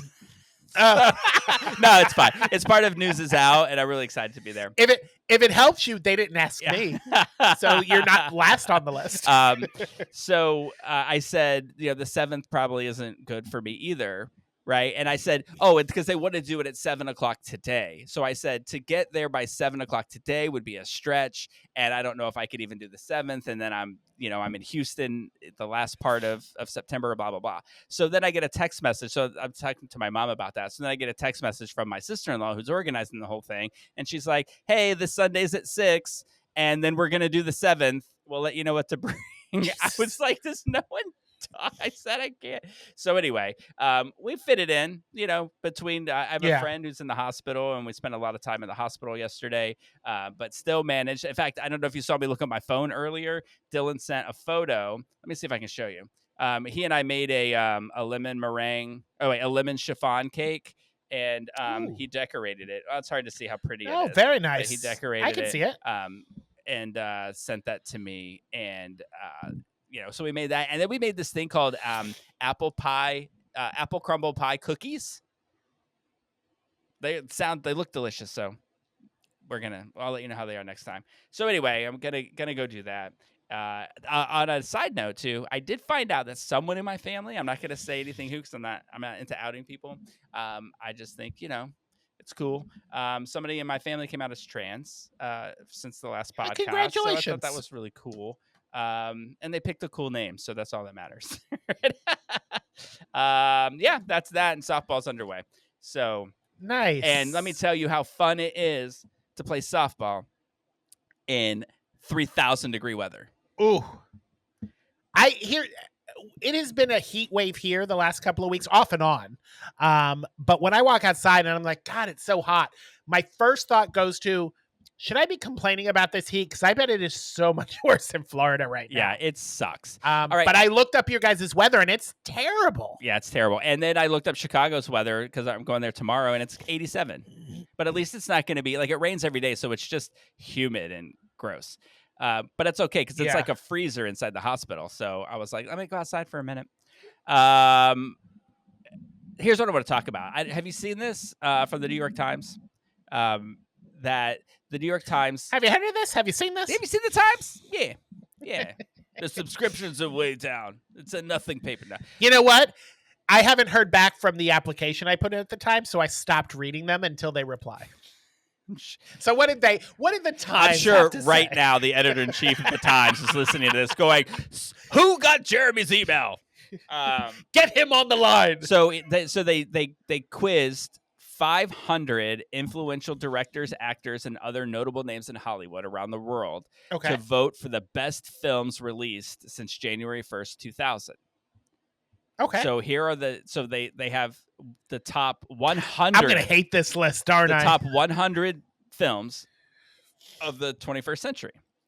So I thought I would tell you like number 100. And can I guess at number one? Yeah. But to give you a reference point, like I want to tell you number 100, and then I want to tell you number 17, and then I'm gonna let you like start guessing the top 10. Okay. Or however many you want. The top 10, the top 3. Anyway, movie 100, Super Bad. Ew, really? Yeah. So then I started going through, and I think a lot of these I think there's a lot of like Japanese films. I mean, I don't think Superbad is a horrible movie, but I don't think it's the one in the top 100 greatest in the last 25 years. Number 97 is Gravity. 96. All right. Gravity was a good 96 is Black Panther. All right. So, they made a movie about Jen. Number 95 is The Worst Person in the World. Oh, that's a good movie. Kidding. It's a French film. But it's a good Minority movie. Report 94. I like that. Okay. I love Minority I really Report. like that movie. Okay. So now we're going to scroll down because I was trying to go through to see like where the gay movies were in this. And so I'm sure Brokeback Mountain's in the top 10. That's interesting you say that because I was going to give away. Oh, Little Miss Sunshine 63. All right. Kill Bill is 61. Kill Bill Volume 1 is 61. Kill Bill is a good movie. All right. That's a good movie. Number 17. I was about to say it, and then you yelled it. Brokeback Mountain. Brokeback 17? Yeah. So you're not going to like. Ooh. Oh, Lady Bird is 39. Okay. I'll tell you what. If Crash is in the top 10, then Hollywood is dead to me. I don't know that that's going to be the case. Do you want me to tell you number 10? You tell me when you want to start guessing. Tell me number 10. I can tell me number 10 and I'll give you the other 9. All right. Number 10, The Social Network. Oh, that is a good movie. Okay. So I won't give them in order, obviously, because this sounds like a whack list. But I'll throw the movies out that I think would be in the top 10. Okay. Lord of the Rings, Return of the King. Or Fellows. One of the Lord of the Rings movies have to be in the top 10. There are no Lord of the Ring movies in the top 10. All 3 of them came out in the last 25. This list is already stupid. No Country for Old Men. That is in the top 10. Let me think. That is number. Oh, no, that's a different one that I thought would be. No. Wait, I think it is in the top 10. I don't have the list. Okay. So what I'm scrolling through the website because I don't have the list. Okay. So give me a second to do that. Sure. I'll tell you what number 1, and I don't think this is the number 1 movie in the top 25 No Country years, for Old Men is number 6. Okay. I will say this is what I think number one is, just because I have watched enough film bros who are like, oh, movies rock and this is the greatest movie ever. Number one is Parasite. Did you just look that up? There's No, no I swear way to that God. you would have got that. Parasite. Every film buff in the last 15 years who has any kind of presence on social media says Parasite is the greatest movie ever made. Wow. It's on the top of every You list. should play the lottery today. I played it last night. You didn't win. Should I look at the numbers live? Oh, You I didn't win? Fuck. Nobody did. Don't tell me that I had hope. But now it's 6:05 though. Moonlight, probably in the top 10. It is. It's number. That's on a lot of people's list. Moonlight is number. Let me see. Number 5. Okay. What else has come out in the last 25 years? Everything Everywhere All at Once. That's a big one that a lot of people, like film buffs, love. Not in the top 10. So I'm going to give you now. I'm going to give you 9. Okay, give me the top 10. I'm going to give you 9. We'll get down to the top 3, and you can guess. You already got the first one, right? So number 9 is Spirited Away. Good movie. That is a good movie. I was like, it's a cartoon, is what I was going to say, but I guess I'm supposed to say animated. Best anime film ever made. Number 8, great movie. Get Out. Good. Great movie. Great movie. Number 7, never saw this. Eternal Sunshine of the Spotless Mind. You've never seen Eternal Sunshine? That is Jim Carrey and Kate Winslet. Amazing movie. Yeah. Kirsten Dunst, Elijah Wood, Mark Ruffalo. Such a stat cast. So good. Is that the one where they like erase their memories? Yeah, I think you would like that one. It is such a good movie. Maybe now I would. There was a time where I couldn't watch Jim Carrey movies. You should definitely check it out. It is a trippy movie, and it's such an interesting concept for a movie. It's very good. 6 was No Country for Old Men, which you got. 5 was Moonlight. That's a good movie. 4, that's a good movie. In the Mood for Love. Japanese film? Yes. Well, I'm assuming. Yeah. Based on the photos that I'm looking at. What happened? My computer is just scrolling without me. Okay. So we're in the top. That happens. We're on number. All right, we're in the number 3. We're number 3. Top 3. All right, number 3. Do you want to guess? I'll give you. Give me a hint. Give me a hint. Daniel Day-Lewis. Daniel Day-Lewis. We've got Lincoln. No. Or I think this is what else? about. No. It's what I. There Will Be Blood. It's when you said No Country for Old Men. I thought it was this one. No, There Will Be.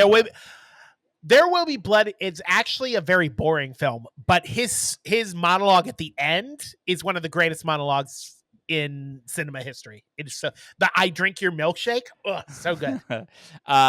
So good. Number 2 is David Lynch film. Mulholland Drive, which is one of the worst movies ever made. I hate that movie so much. I feel like we talked about it when the movie. I hate that film. It's in the top. People, that's one of those movies where David Lynch is one of those directors. Him and Terrence Malick are directors who make movies that I don't get, and I don't think they're good, but like film buffs fucking love them. Like Tree of Life came out in like 2008, 2009, got nominated for Best Picture. People put that on their list. Tree of Life is the most confusing, stupid movie I've ever seen in my life. Yeah, we're not really film bros. We do like a good blockbuster. I like a good story. I like a good story. Tree of Life and Mulholland Drive are very abstract movies, and I don't get the whole abstract film thing. Yeah. I like a nice linear story. All right. So speaking of movies, we did have a movie that we're going to watch, which is the good news here is we're going to talk about this in like 15 minutes or less, right? Sure. But we decided to cover a movie. I feel like it's probably a preview that we saw while watching some other movie that we've covered. And the movie is from 2000 or 2020. Is that what it's from? It's like its 5-year anniversary. 2020. It's called Dating Amber. Yes. It is an Irish film that I didn't even realize when I said, hey, I saw the trailer of this movie. This looks good. It's got that actor from a movie we did a couple episodes. He's in excuse me. several movies that we've covered. In fact, he's quickly Finn becoming O'Shea. he's becoming my favorite actor in films and gay movies because I love him. He's incredible. He's so good. Yeah, so he was in everything I see him in. He's so good. He was in the one that we just watched about the testicular transplants. I forget the name of the movie. Yeah, the something Lilies. Something to do with Lilies. Not Where Are My Lilies? Lily's Not For Me. Lily's Not For Me. Lily's Not For Me. He's in that, and he's great in that. What's great is like you can see like the progression of the roles that he takes are pretty much a coming out story. And Lily's Not For Me is a new movie, and he was confidently gay in that. The previous two movies that we've seen him in, the first one was Handsome Boy with Nick Galitzine. He was the Handsome Devil. Handsome Devil. You're right. He was the roommate. He's the guy he outed Nick Galicine's character to take the focus off of him. Ned. And so he's in this, which is basically it's made in 2020, but it's set in the 90s, and it's this Irish. It's at a Irish school, high school, and it's a small Irish town. It's 1995. And he's this little closeted gay boy who's looking at joining the Irish military, the Irish Army. Following his father's footsteps, but he's gay, but he's not ready to admit that he's gay. There's another character. There's a girl that's a lesbian, and she comes up with the idea. I bet her name's Amber. Yeah, because that's in the title. Yeah, it's dating Amber. So she comes up with the plan that they will pretend to date each other so that people stop harassing them because they're harassing them that they're gay. And let's just say I did watch this with subtitles because I couldn't quite grasp the lingo. The word shift kept being used, and and then did they give you the stick? Means like were they bullying you, and it's so there. I spent a lot of time on Googling things they said because I don't know Irish lingo. So, but I will say, because this is something I've done the last two episodes, because I watch everything with the captions. Did you see what the very first caption was in the movie? Was it like trains making noise? It wasn't birds. No, it was, "Are we really legalizing sodomy?" Oh yeah, and I was like, I like the change up from the tweeting birds. I were to say, like, if this is an accurate depiction of 1990s Ireland, 1990s Ireland hated gay people. Like, it is so anti-gay that all the things, it's just so perfectly fine to harass, bully, make fun, like everything. And then like there's like a video they make them watch, and it's sort of hilarious to watch now, but imagine if you were gay watching this video in like sex ed in school, and they're saying like no, I wrote this down because I didn't realize until later on, after they graduate and they've got signs up that say class of 95, I didn't realize this movie took place in the 90s. They may have mentioned it earlier in the movie, but I didn't realize it. So in the entire time I'm watching the movie, I don't realize that this is the 90s. This isn't current times when the movie took place. Do you know how I knew it was the 90s? Because of the music choices. And I was watching it with Dylan, and at the third song, Dylan goes, "Does this take place in the 90s?" I was like, yeah. I think so. I did. At the end of the movie, when they graduate and they say class of 95, I was kind of thinking back to the movie, and I realized, you know what? And this is probably the same for you.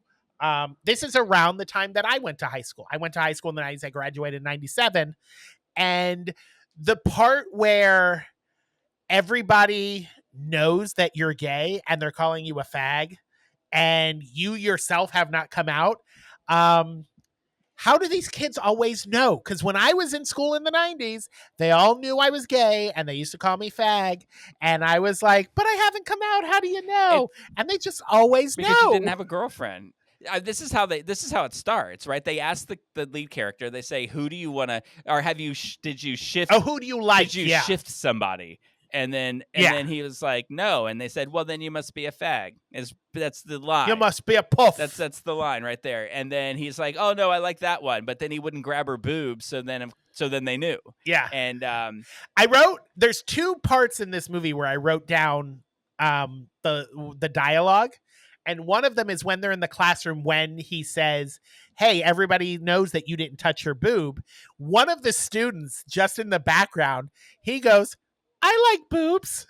Yeah. And it made me crack me up. The I was like, I bet you Yeah. do, little guy. But that's true though, because 1993 is when I started college, and when I went to college, yeah. there was like, the kids in the dorm are all come out at the first day after everybody gets in, and you're sort of like getting a feel for everybody. And this guy, I think his name was Woody, he said, do you have a girlfriend back home? And I said, no. And he said, well, you must be gay. Well, Woody didn't know at the time, but he was dead on. Yeah. Anyway. I had, when I was in, I think it was English class, there was this guy sat in the back of the class, and there was this guy. He was really tall, black guy, really attractive. And we were he asked me a question about something on the homework. And I answered, and he goes, you have a very squeaky voice. And I was like, oh, okay. He goes, it's not a bad thing. He goes, it's kind of cute. And I was like, oh, he goes, I'm going to call you Squeaky. And for the whole year, he called me Squeaky. And only years later did I realize that it was kind of him saying, your little high-pitched voice, I can tell you're queer, but I'm okay with it. And I was like, oh, it was my first dip into acceptance. He didn't say the squeaky voice gets the grease. He wasn't trying to like. No, he said the squeaky voice gets the dick. Well, that's No, what I he mean. didn't. Read between the innuendos. But he did sign my yearbook. Hey, Squeaky, I've really enjoyed hanging out with you this year. And I was like, we didn't really hang out. We just hang out in class. But he was really nice. He was a nice guy. Well, nice. Good for He him. called me Squeaky. And his name was Cooper. No, I'm just kidding. And his name was Denzel Washington. So the two things that I want to say about this film is, first of all, Lola Pettigrew plays Amber. And yes. I typically don't like characters that are that aggressive, but her aggressiveness I love was her. fantastic. Yeah. Like, she is just like, no, this is the way of the world. She knew, she was smart, she was evolved, she knew shit, and she wasn't afraid to say it. And everyone around her, as she would say all the time, were fucking idiots. And she was great. And I like her. Like, her pit up against Eddie, they're just such a good contrast, because Eddie is so deep in the fucking closet, and here's the thing, as I'm watching the movie, she knows that she's gay, but that she can't be openly gay. Right. Eddie knows that he's gay and is trying he is his own worst enemy. He is desperately trying not to be gay. She's biding her time until she can get somewhere where she's allowed to be who she is. He is so desperately trying not to be who he is that at points in this movie, he was so infuriating to me. Yeah, because he just couldn't say it. All he could say is, I'm not gay. But then he draws like a notebook full of penises. Yeah. And like... Yeah. So there's this other scene in this movie. So Amber approaches him and is like, listen, you're getting shit. I'm getting shit. We should date... air quotes, we should tell people we're dating so that we don't get fucked with in school. Yeah. So they decide, the whole premise of the movie is they're dating. So the first date is they go to the movies. And this is, I think, was my favorite scene in the movie. So they're at the movies. They've got their little popcorn. They're not at all like up against each other like you would think people dating would be. And then over each of their shoulders is a couple in the back of the theater, a male and female couple. Each one of the males are getting a hand job from the females. So the girls are jerking them off in the movie while they're watching the movie. Now, I had the captions on, and I wrote down the dialogue from the movie they're watching while these two are getting hand jobs and moaning in the back. And I want to read that really quick. So here's the movie they're watching. It's a male and a female talking. The cancer, it's spread. Oh no, you can't just make me fall in love with you and then die. Do you think I want to leave you, Karen? I love you more than anything. You and your unborn child. And then, and then you hear in the background, I'll never let him forget you. Wait, it's a boy? Yes. oh, Karen. And then they both come. Best scene in the movie. I was like watching it. I was like, those dudes just See, came to the guy finding out he had a boy. We were fixated on different things. Like you're watching this, and me, I'm sitting there the whole time thinking, like, are they gonna finish and just And they all did. over their clothes? Where are they gonna put it? And then they were like, oh, and then I'm like, they're just gonna walk out with jizz on their chest and like, anyway. Yeah, You gotta find a place to clean that up. The whole thing that made me rewind it and pause it so I could write the captions down was while they're jerking him off, I hear cancer, it's spread, and I was like, no. I know we're watching this movie, but I need to know what happens in the movie they're watching. Have you Googled put that dialogue into Google to see what movie it was they were watching? No, but I will, and we're gonna watch it in a future episode. The other thing, it sounds like such a good movie. The other thing I was gonna point out is this kid's mom. His name is Billy, I think, the one that, or Eddie. Eddie. Yeah, it's Eddie and Amber. The mother is played by Sharon Horgan. That's his mom. Does she look familiar to you? You know, she looks familiar, but she looks like Connie Britton. Connie, yes! She looks like Connie Britton. Yes, that's who I thought it was. No, she is. Do you remember? And I'm not going to say the C word, but I'll just say the bitch. Do you remember that bitch teacher from Everybody's Talking About Jamie who wouldn't let him go to prom? Oh my God, is that her? That's her. Oh my God, she did a complete 180. She did. She's like a good mom. You know what? I gotta tell you, like, she to me was the most tragic character in this show because she's completely unhappy in her marriage, and it's just because her husband is in the military and he goes out for 6 months. He's in the Irish Army, and he deploys. And something about this is Eddie. He's very closeted and does not want to be gay. So he decides he's going to join the army like his dad because that's what makes a man. So he decides he's going to join the military, and his mom sees how obsessed Eddie is with wanting to join the military, but sees how his dad being in the military has kind of destroyed their family. So she's at kind of that, like, you know, I want you to be happy. And there's at one point where she sits down, she says, there's nothing you could do that would make me not love you. Yeah. So if there's anything you want to tell me. Because she knows he's gay. She saw the book of penises. Yeah. And then she looked around and saw all the men on his walls. And she went, oh. And then she so desperately wanted to say, tell me, and we'll get through this. You know, your life will be okay. And he just won't do it. That part, it broke my heart. As I was watching that scene, I kind of thought back to, like, did my mom have, like, was there like a scenario where my mom was like talking to me where she was kind of trying to coerce me out of the closet and I just didn't get it? And I was like, because she does. She's like, you know, I will love you regardless of what you tell me. So you can tell me anything. And I was like, did my mom ever do that? She gave you a book of penis stickers. Do you like these? Yeah. She's like, look at these sexy men. Does that do anything? I was like, stop it, Mom.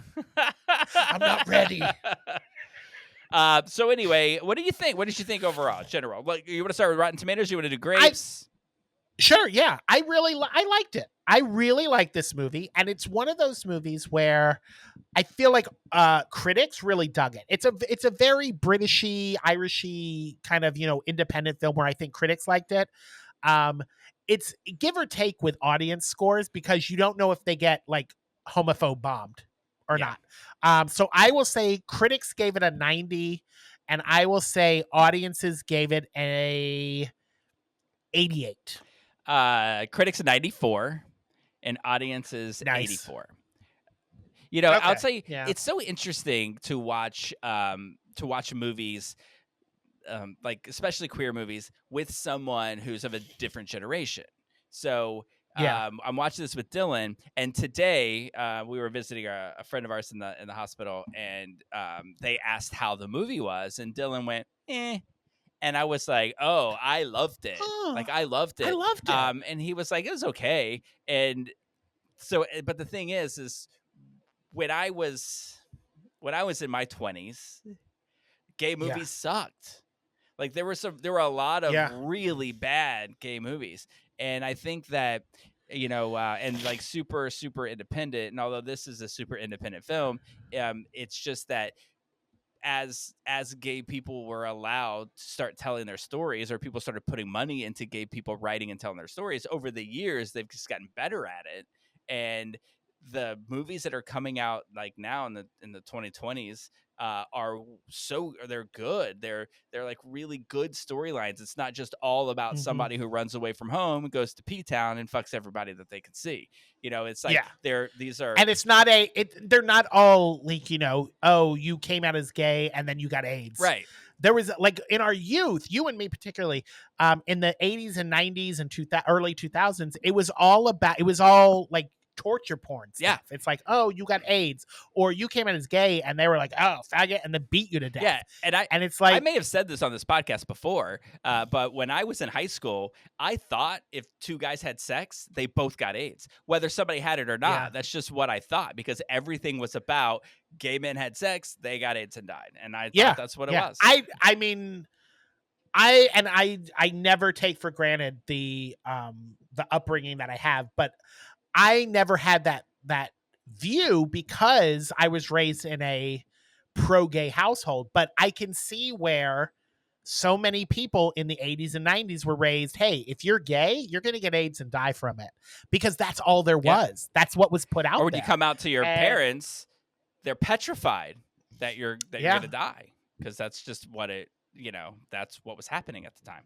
So, but anyway, I really enjoyed this. I think everything this guy, Fionn, is that what we're going to call him? Everything that he's in, he either like is always handed great scripts, or he makes really great decisions. Because the things that he's really great. I think he should be a mega star. And I just like how he's just like, he's fastly becoming one of my favorite gay queer actors, if not one of my favorite actors in general. But he's just so good in everything he's in. Yeah, he's adorable too. And I'll give it he is very cute. I'll give it 4 grades. Yeah, I'm gonna give it 4. I'm going for it. Yeah, I dug it. I really, really like this movie. Yeah, there's a lot to it's cool. I like that we're not like doing all the spoilers and stuff to give people the idea to go see it. Go and watch it. It's if you have Amazon Prime, it's on Amazon Prime. It's I got a text message. Stop fucking yelling. I won't tell you who that's from. It's not just you. When we were recording on Monday and we were in the I was at the hotel. I got a text message from Dylan, who was on the bed right next to me, and it said, "You're yelling. I'm leaving." And he walked out. I don't know. Are we yelling? Send us a message. Apparently. Comment on one of our videos if we're yelling and say, "You're yelling. Stop yelling." I feel like, Fantastic. we're like on Big Brother and in the diary room and we're screaming. Which, by the way, I stopped watching it. Yes, I still haven't watched it. You know what? I haven't watched it either, so I don't blame solidarity. Now there was one thing I made a note of this, and we got into the movie and I forgot it. So really quick, I just want to finish on this. I was scrolling through TikTok, and I came across a TikTok with an article where it's one of those Disney, like adult Disney people who have like a blog, and they had done a poll of the most unpopular rides at Walt Disney World. And I know that you and Caitlin are both Disney adults, and I am not a big ride person. I'm a show person when I go to Disney. I don't really like rides. But I thought really quick, I just wanted to ask you to see kind of if your kind of thoughts agree with this list or don't. So it's the top 5 most unpopular rides at any of the 4 Disney World parks. So I just wanted to get you really quick. What do you think the most unpopular rides are? I think I'm getting confused because Caitlin's talking through the thing, but no one's seeing her, so there's like this weird pause for people listening. She thinks it's the Carousel of Progress. Sure. I'm gonna think that I don't know if it's the most, but if we'll get into the top couple and then we'll get the one. Like if we know what 5 and 4 are, but I think the teacups are gonna be in the top 5. So I think the teacups, maybe Dumbo. That's super popular. The People Mover is super popular. So we've come up with Carousel of Progress, the People Mover, and the teacups. How are we doing? Okay. absolutely wrong. None of them are on the list. Really? So I'm going to give you 5, 4, and 3 and see Yeah. if you can get the 2. Okay. So I am not a ride person, so I don't know Is these that a rides. ride but I will. imagination? Anyway, go ahead. Sorry to interrupt you. Number 5 is the Kali RR. Oh, Is number 5 on the list? now I can think of another one. The Land. Anyway, what do you got? Come on. Number 4 is the Triceratops spin. All right. Came number 4 on the list. Number 3 is the Speedway. I get that. Okay, so based on those 3, what do you think the top 2 are? I mean, I only know what one of those rides are, to be honest with you. As many times I also just go for the food and the shows, so I don't know too well what they are. I know what. Now I know what number 1 is, and it surprised me. Really? Because I think it's a good ride. It's a Small World? No, that's no super popular. But in the video, someone said, "Is it a Small World?" And somebody said, "No, that's people love that ride." And bizarrely, Peter Pan is a ride people love. They love Peter Pan. Okay, I love Peter Pan. I'm not a ride person, but I love the ride Peter is pretty cool when you go and you're over the city. So that's kind of cool. Also, when you're at Gay Days for Gay Day at Disney, Peter Pan, the boats you're in for the Peter Pan ride have very high backs. So you can do stuff in the boats and people can't see. I'm just saying. I know somebody that got kicked out of Disney for a blowjob on the People Mover in the dark spaces. Yeah. Nice. Okay, so number 2 is the Figment ride. All right. That's what Caitlin had come up with that. I forget that was the thing. Because I think of that as like a show, but it is a ride. Yeah. And then number 1 is Mission Space. Huh. I love Mission Space. Yeah. I like it too. I love it. It's so relaxing. It doesn't. I mean, I don't. But apparently people hate it. I know that people are driving in their car right now, and all they can hear behind me is. Apparently, Caitlin gets motion sickness on Mission Space.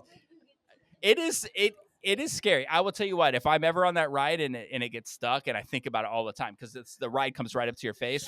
If that thing ever gets stuck there, I will lose my mind. So I can get that. That's not the golf ball. Yeah. You're going to space.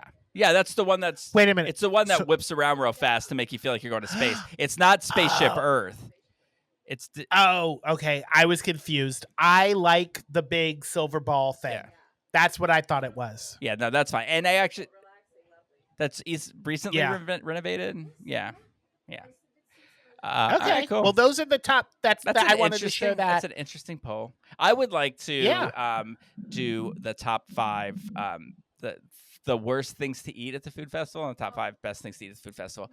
And somebody put out a blog recently that was like, here's all the really cool things to eat at the festival. And I'm like, they better not have gotten some media invite that I didn't get yet. Do you know how many times I message? I wanted to ask you that. Have you gotten an invite to anything yet? No. But the Food and Wine Festival, it starts like in a week or a week and a half. And I'm thinking like any day now that should be coming through. So I have them looking every day for it. I actually have the email of the person that used to send the invites. And I'm going to email them and say, hey, I just want to make sure we're still on this list. If you need me to, I have, you remember Alex? Yes. Who was our contact over there. I know that they moved contacts, but Alex still works there. I have his cell number. So if you need me to send a text and say, hey, I'm not there anymore, but Rick would really like to cover this, I'll let you know. Just let me know. Yeah, I think if Kay and I went, like she could really get some cool stuff for I think that's important. podcast. I mean, I just in the kind of environment we are in, I think it's important for Disney to reach out to LGBTQ media. And if you're listening, I'm just saying, you shouldn't exclude the gays because it will come back to bite you in the ass. Just look at Target. And I don't want to be greedy, but buy an ad while you're at it. Anyway, right? We don't know what we're going to cover next week. No, but we will cover something, and we will talk for an hour and 8 minutes about Jeremy's week. Yes. I will make sure all of my weeks are packed full of exciting stuff. Week to week, we'll wait with bated breath to see if he gets his license and can see an R-rated movie.